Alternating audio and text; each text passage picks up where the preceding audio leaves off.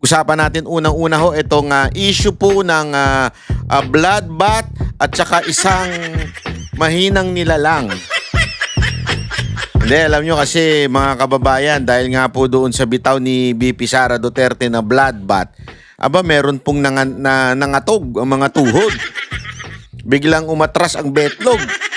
Hindi ko alam kung saan napunta. Pero tingnan muna natin, bakit ba kasi? Ano ba nangyari? Hindi kasi nung isang araw po mga kababayan, nung in-interview si BP Sara Duterte, sinabi niya, gusto ko matuloy yung impeachment. I want bloodbath. Ang dami na doon, ang dami na aning doon. Ayan na, ayan na, ayan na. O di ba? Ayan na, dumating na yung ang konteksto pa nito mga kababayan. Kitang-kita natin na ang lakas po ng ni BP Sara Duterte, yung Duterte, talaga nga namang lumalakas at nakita natin na wala na hong natira sa alyansa. Isa na lang, si Lito Lapid na lang. Yung the rest, ayaw nang dumikit kay Marcos kasi napahamak nga sila, natalo sila. Montakin mo yung bata nilang si Abalos.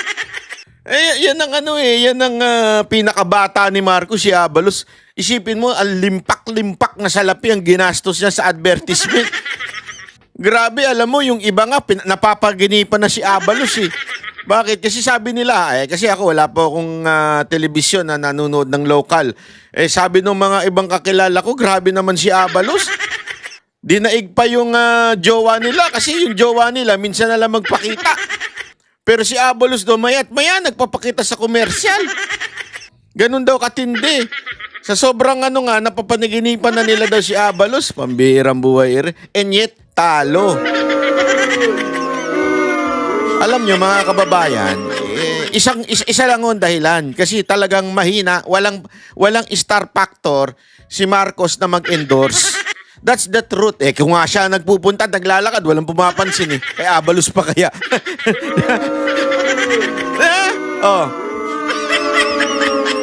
And yung impeachment at yung pagkidnap kay Pangulong Duterte o yung pag-abduct kay Pangulong Duterte, mas lalo pang binagsak ang administrasyon na ito.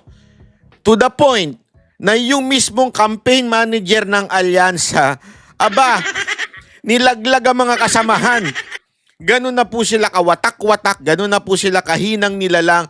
Tapos ngayon, nung sinabi ni BP Sara Duterte gusto nyo talagang ituloy lintik na impeachment na yan, na I want a bloodbath. Naku po, may napraning. Alam nyo naman, may praning, ning, mga pating, maning, bading, ding. Diba? Alam nyo yung kanta ni Francis M. na praning? Ganun eh. May napraning po, biglang, sorry naman. Sorry. I want peace. Biglang I want peace ang kolokoy. Gago! I want peace. Gusto ko, kasi namang may, diba, dapat we should not talk about politics. Gunggaw! Putang ina, kung pwede lang magmura dito eh. Sige nga, panoorin muna natin tong balita na ito ng malaman natin kung ano yung konteksto ng pinag-uusapan natin. Oh, by the way, highway baka lang naman.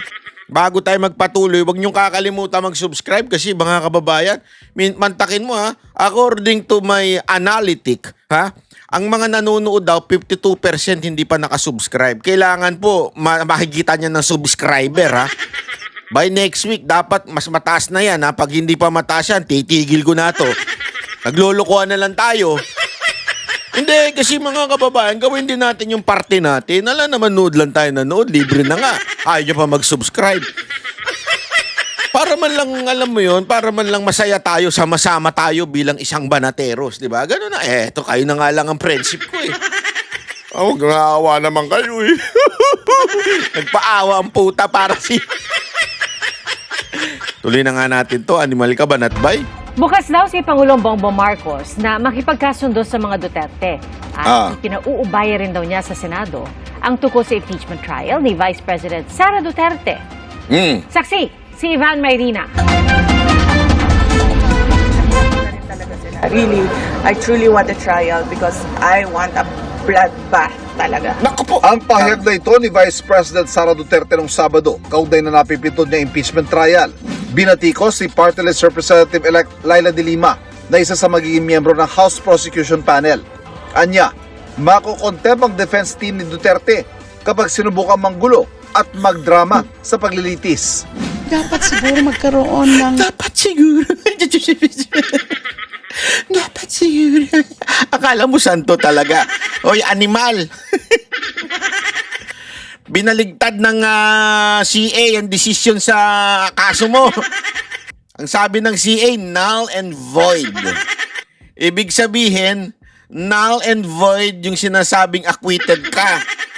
Ay, tigil-tigil mo yung kadramahan mo. Oh. Sus, Ginoo, Gido. O baka sabihin nyo, mura yung animal. Hindi. We are, sabi nga, di ba, ang human being is also an animal. Ito to, mamaya, i-google ko ha. May tawag sa atin yung highest form of animals. Kayo lang, ako hindi. Di ba yung mga asawa ninyo, parang aso mahilig sa doggy? Joke lang. Hayop ka ba not ba? O, tuloy mo. Panibagong kaisipan yung ating Vice President. Yung kanyang mindset, baguhin niya dapat yan. Because it is so unbecoming of a high official. Inalmahan din ito ng Malacanang. Medyo may pagkabayolente ang tugon ng ating Vice Presidente, pero Pagkabayolente we daw. hope that it is just a figure of speech and it should not be taken literally.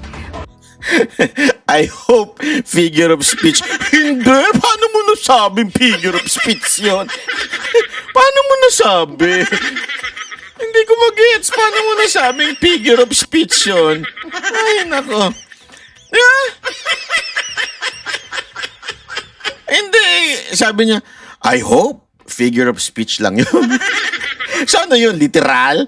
Literal na bloodbath? Magbabarilan, magsasaksakan? Magkakaroon ng massacre sa loob ng Senado?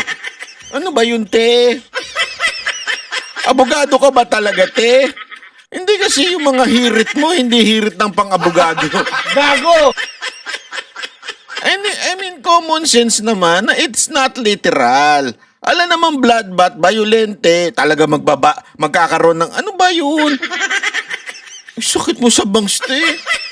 Ang sakit mo sa bangs, sa totoo lang. Kahit wala kalbo ako. Mantakin mo, sabihin mo yun na medyo may pagka... Sana, hindi naman yan hindi literal. Sana figure of speech. Sinana mo pa talaga.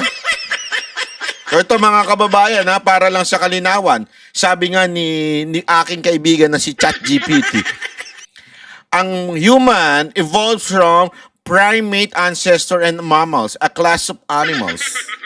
Paniniwala nila yan. Okay? We specifically belong to the Humanidae family, great apes. O, tingnan mo na. And are closely related to chimpanzees and gorillas. O, kaya nga tayo daw ay Homo sapiens. Kaya pala may mga homosexual. Hindi, ba pala yun? Sorry naman. Walang ganun. Hindi, Homo sapiens daw tayo. Okay? So, sabi, kaya animal. Pero ako hindi ako naniniwala, galing tayo sa unggoy. May mga mukhang unggoy. Sure tayo dyan. Pero nang galing tayo sa unggoy, hindi ako naniniwala. Tingnan mo yung katabi mo. Sinubukan namin kunin ang komento ng bise pero wala pa siyang tugon. Sa bagong panayam kay Pangulong Bongbong Marcos sa kanyang kauna-unahang podcast, tinanong siya kung masasabi ba niyang ayaw niya ng impeachment. Sagot niya rito, Yung impeachment, nasa Senado na yan. Pabayaan natin sila, may proseso yan. Pabayaan Naiba na yung tono niya, di ba? Dati, ayaw niya ng impeachment. Yung tono ni Yusek Claire, ayaw din niya ng impeachment kuno. Pero ngayon, nasa Senado na daw yan. Ayun na naman yung... Alam mo itong presidente natin, yung pabago-bago ng sinasabi, talagang walang tayo sa buhay. Ano ba yan? Yan ba talaga ay senyales ng... alam niyo na. Hindi ko pwede sabihin. Kasi sabi nga ng NBI, hello po, binabati ko po mga taga-NBI cybercrime. Hello, nagmamatsyag daw sila. At nakatutok daw sila sa 40 na vlogger, including Banat Bay. So binabati ko po mga taga-cybercrime, si Director, Hindi po fake news yan, ha? Nagko-comment lamang po ako, nagbibigay lang aking opinion na talagang ang ating presidente ay medyo may pagkalutang. Hindi ko sinasabing bangag, ha? Wala po ako sinasabing adik po ang ating presidente. Ang sinasabi ko po lutang. Kasi pwede ka namang lutang kahit hindi ka bangag. Halimbawa, bagising mo, hindi ka pa nakapagkape, lutang ka pa. Ako, ganun ako. Pagka hindi pa nakapagkape, lutang ako. Huwag akong kakausapin. Talagang magkakagulo ang mundo. Yun ang ibig ko sabihin, ha? Dinilinaw ko lang cybercrime, NBI. Natin ang proseso. Ako, basta ang nasa isip ko, tapos ng eleksyon, balik sa trabaho.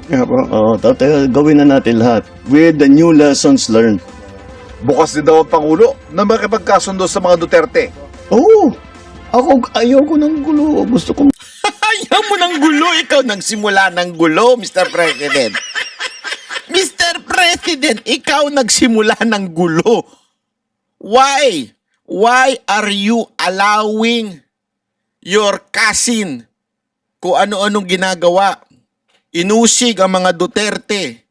Pina-impeach si BP Sara Duterte. Inuusig kami mga vloggers. Inuusig ang mga kumukontra sa gobyerno. Tapos sasabihin mo, ayaw mo ng gulo? Yung mga nagpahayag ng kanilang saloobin, mga opisyal na nagpahayag ng saloobin, sinuspinde ng DILG, sinuspinde tinanggal ni Tamba.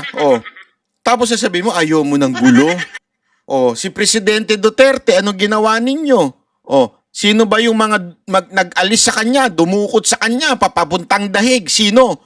Mga tauhan nyo, sir. Hindi ho tauhan ng Kamara yun, hindi ho tauhan ng Senado yun. Tauhan nyo yun, sir. Tapos sasabihin niyo ayaw nyo ng gulo?